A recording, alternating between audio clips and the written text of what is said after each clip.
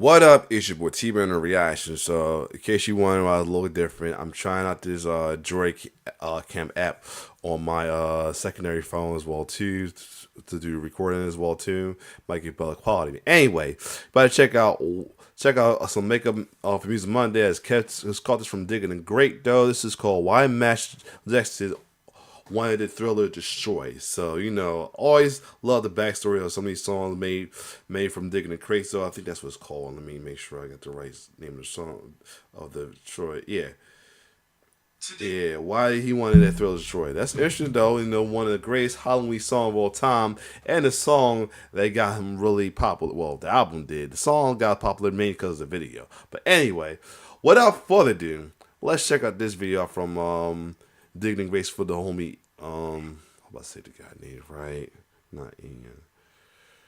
I'm gonna say his name wrong again. But anyway, let's get it. Today we're breaking down the greatest Halloween song of all time. No, not Monster Mash. Why would you even joke like that? Really? Today we're talking about the Michael Jackson classic, Thriller. Brandon Shaw. We all know Thriller. But did you know originally this song had a different title and lyrics? Even when they made it into the... Hold on, I gotta figure out why is this cutting up freezing. Give me a second. Alright, bad, let's keep going. When they made it into the song we know and love, it was, frankly, kind of a throwaway gimmick that no one even wanted to release as a single. But the story of the song Thriller is the story of the iterative nature of creativity. And it just might change not only how you appreciate this song, but how you work on your next creative project. There's a common misconception about creativity, that it's just certain people have it and they're just incredible, and then everybody else doesn't. Often people can be labeled as a genius, and that's just the end of the story. And while some people certainly are better than others at certain things, the idea that geniuses just start something and they make it immediately and then it works well, that's just not the case most of the time. This is something I was talking with my friend Trey about recently.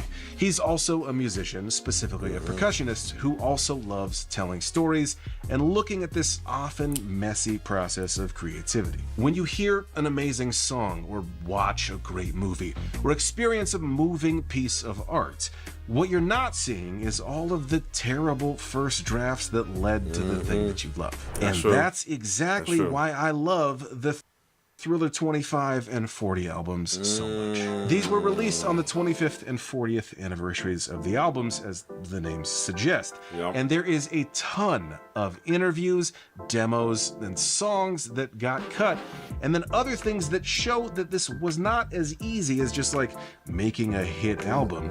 It was an iterative process, and frankly, some of the first drafts aren't, up to the standard of the completed album. Take, for example, the song Starlight. The song Starlight was written by Rod Temperton, an incredible songwriter who had worked with Michael before on Off the Wall. He's the one who wrote my favorite pop song of all time, Rock With You. But that's already a different video. Now, there are other songs that Michael and Quincy worked on during this time, like the song Carousel that got cut and never got an official release. But this song, Starlight, I think you'll recognize it. We need some starlight.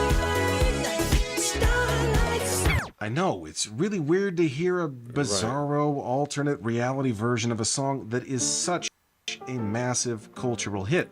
It's strange, and there are full verses, choruses, and a bridge that are completely different words from the final version of what we now know as Thriller. Musically, Starlight is cool. Obviously, this is a demo. The production is not finished, but still, Starlight doesn't...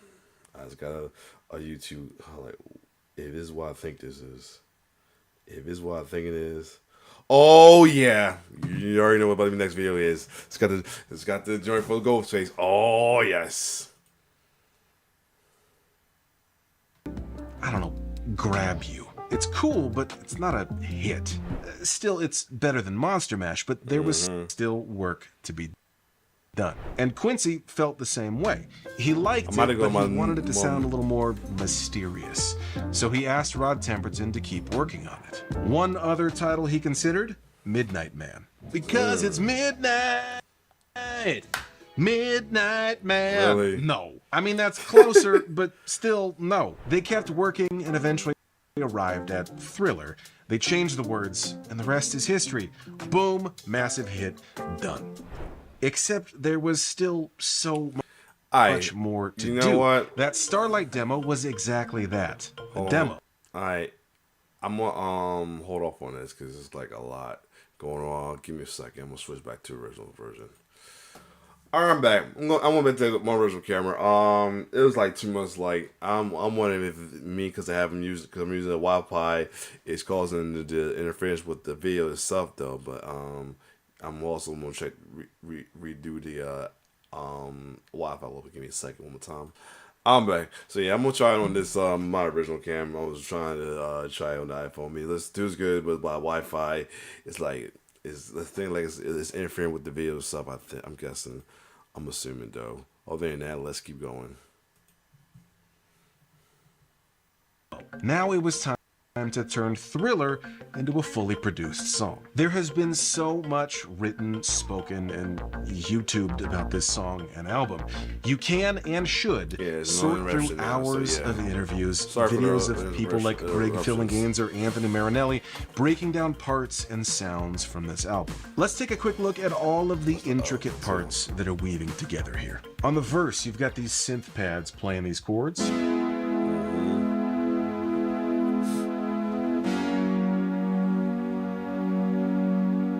But then the guitar comes in on top of that with this line. These stems are submixed, so I can't get all the way in there to individual parts. But there are multiple other parts in there.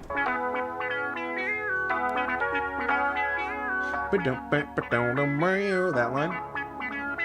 And of course, all of these synth and guitar parts are sitting on top of the iconic synth bass line. This was played by Greg Phillinganes on an ARP 2600 synth, but I'm going to play it on electric bass with my octave pedal to approximate the part.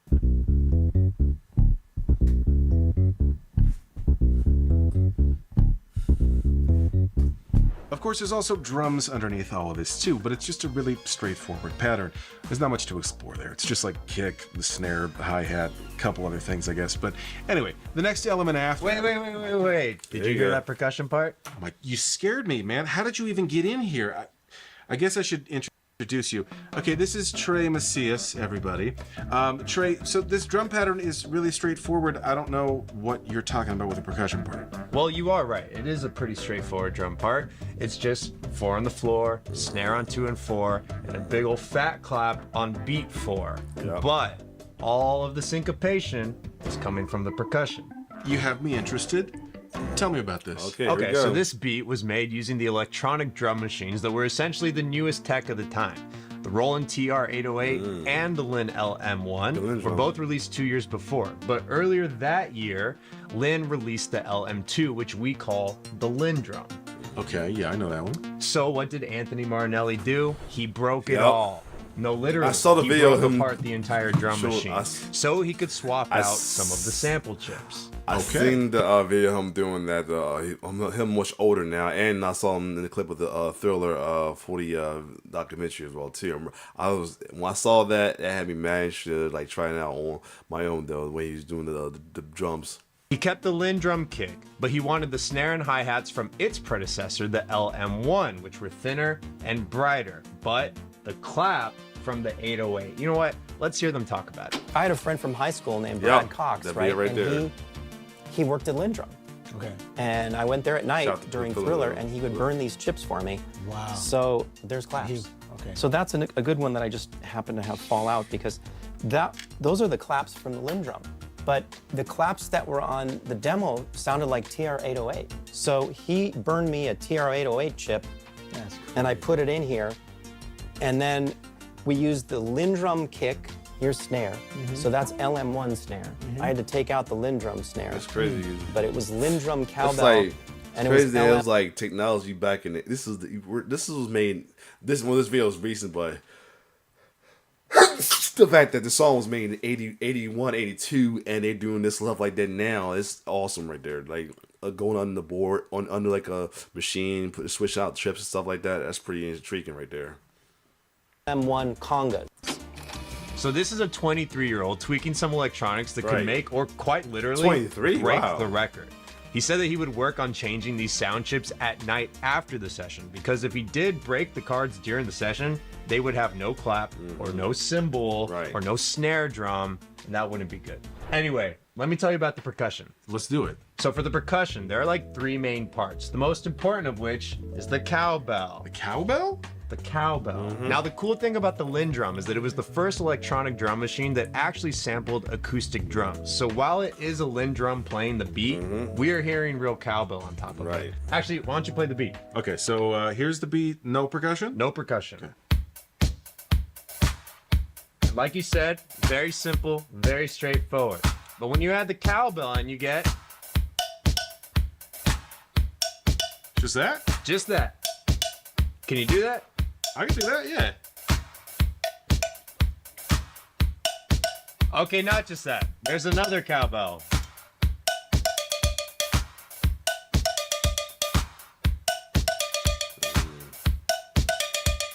Now, even though there are 2 cowbell parts in there, that first one you played is the one that really stands out in the mix. And in my opinion, it makes the groove. So I'm making the groove right now.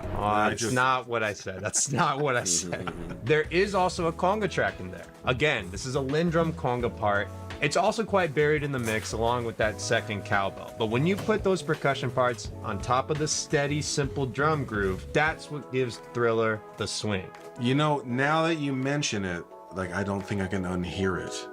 I'm gonna focus on that from now on. That's why I'm here. All right, well, thank you for coming on, Trey. This was actually really cool.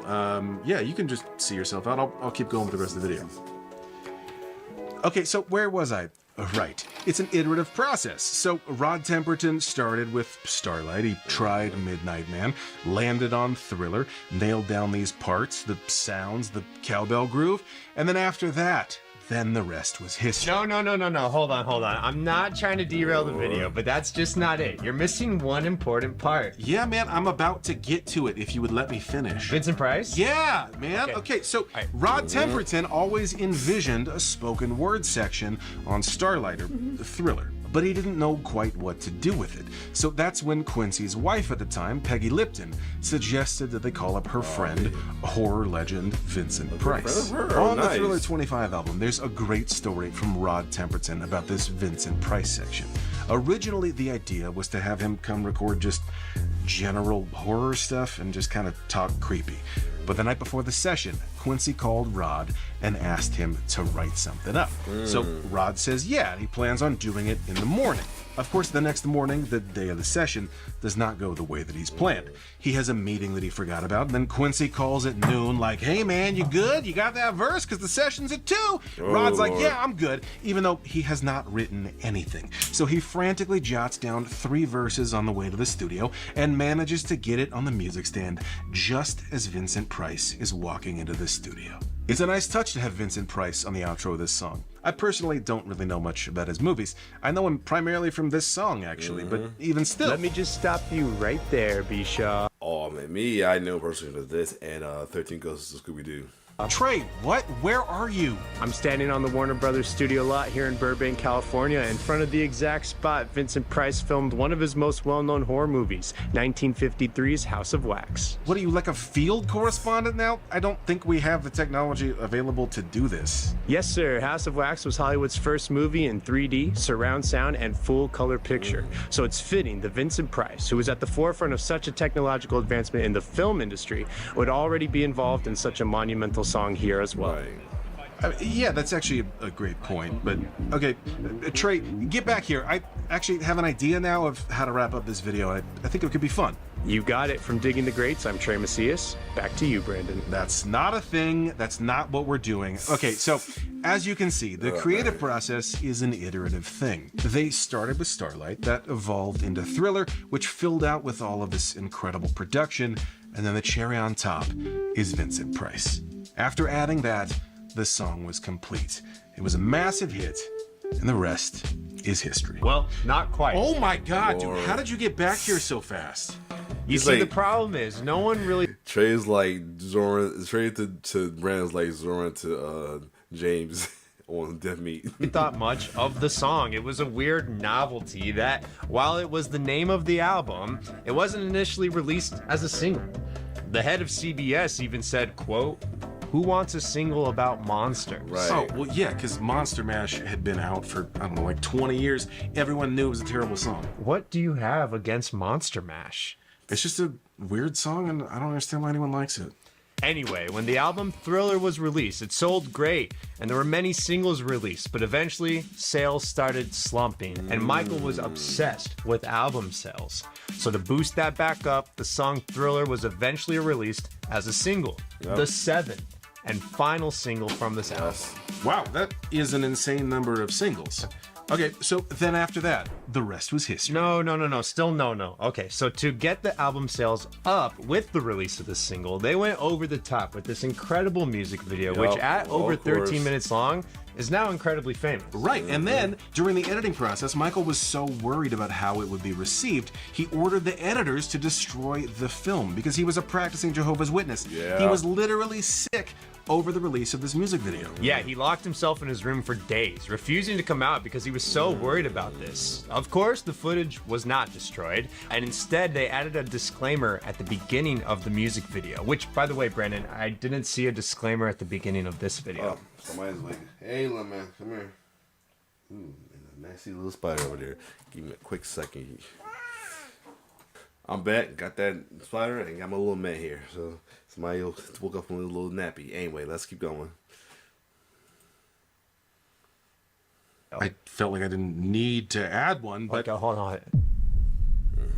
it's just crazy that after this long process of writing the song, changing the words, producing it, adding, yes, the cowbell groove, bringing in Vincent Price, the label not wanting to release it as a single, they shoot a monumental music video, even right up to the release. Michael did not feel good about it and wanted it destroyed. Yeah, man, this is what we're talking about. Creativity is a messy process, and so-called geniuses are usually just the people who keep going and keep trying to find that diamond in the rough. So once Thriller was released as a single, this reignited album sales. And by the end of 1984, they'd sold over 33 million copies, which today has topped over 67 million copies, cementing it as the best-selling album of all time. And the rest is history. That's my line, man. Come on.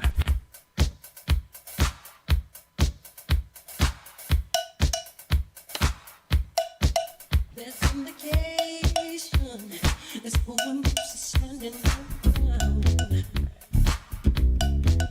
Across the nation, there's always people trying to hold you down. Now it's the time for us to spend this evening together. Deep in the night, we're holding on to someone else's dream. Girl, can't you see? We need He did the Monster Mash. It was a graveyard smash. Hey, yo. He did the Monster Mash. Get out of here, man. No, stop. Some people have called out the bass line of Thriller as being very similar to Give It To Me Baby by Rick James. Yeah. This is not the first time that people have noticed Oh, here it goes. similarities between Michael's music and other songs. But there's another song on this album, PYT, which has an eerily similar bass line to another song. We saw that video. It turns out there's a pretty big reason for that. They were worked on by the same person. But for that story, you gotta click here. Yep. And I saw, and we saw that video for Michael's birthday. Anyway, this was a good informal video as well too. Sorry that the first part of it was a little bit choppy with the video itself because I was trying something new with the camera, so I had to go back to normal. If it ain't broke, don't fix it. It's always good experiment. Other than that, if you like my reaction, like, share, subscribe to my YouTube channel. See, shout out to the little man. It's your boy T signing off. One love.